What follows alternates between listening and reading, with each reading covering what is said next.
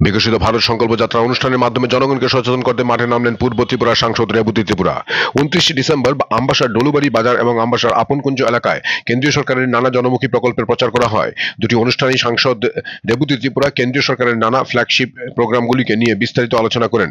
দুটি অনুষ্ঠানেই উল্লেখযোগ্যভাবে উপস্থিত ছিলেন পুরো এলাকার নানা ওয়ার্ডের মহিলারা।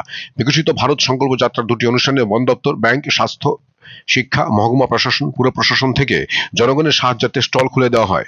তার সাথে এলাকার নানান সহায়ক দল তাদের নিজেদের তৈরি সামগ্রী নিয়ে উপস্থিত হন। এদিনকার দুটি অনুষ্ঠানে উপস্থিত ছিলেন সাংসদ সহ বিএসি চেয়ারম্যান পরিমল দেববর্মা, পুর চেয়ারম্যান গোপাল সূত্রধর, প্রাক্তন পুর চেয়ারম্যান চন্দন ভৌমিক, মহকুমা শাসক সঞ্জিত দেববর্মা প্রমুখ। Bureau report, AGT live 24/7।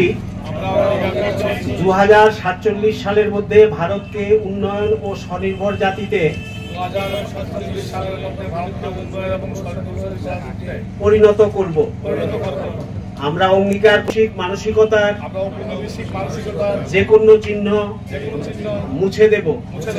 আমরা অঙ্গীকার করছি আমরা মাননীয় প্রধানমন্ত্রী বিকশিত ভারত সংকল্প অভিযান নামে একটা অভিযান শুরু করেছেন। তার মূল উদ্দেশ্য হচ্ছে ভারতকে 1947 সনের মধ্যে উন্নত দেশ হিসেবে গড়ে তোলা।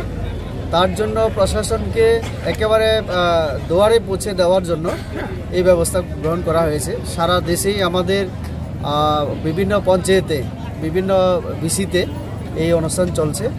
মানুষকে এখানে বিভিন্ন স্টল দেওয়া হয়েছে বিভিন্ন ডিপার্টমেন্টে, যাতে মানুষ এখানে রেজিস্ট্রেশন করতে পারে, সেটা বার্থ সার্টিফিকেট হোক বা আরও বিভিন্ন, তারপরে গ্যাসের সংযোগ থেকে শুরু করে নানান ধরনের সুবিধা এই শিবিরের মাধ্যমে দেওয়া হচ্ছে।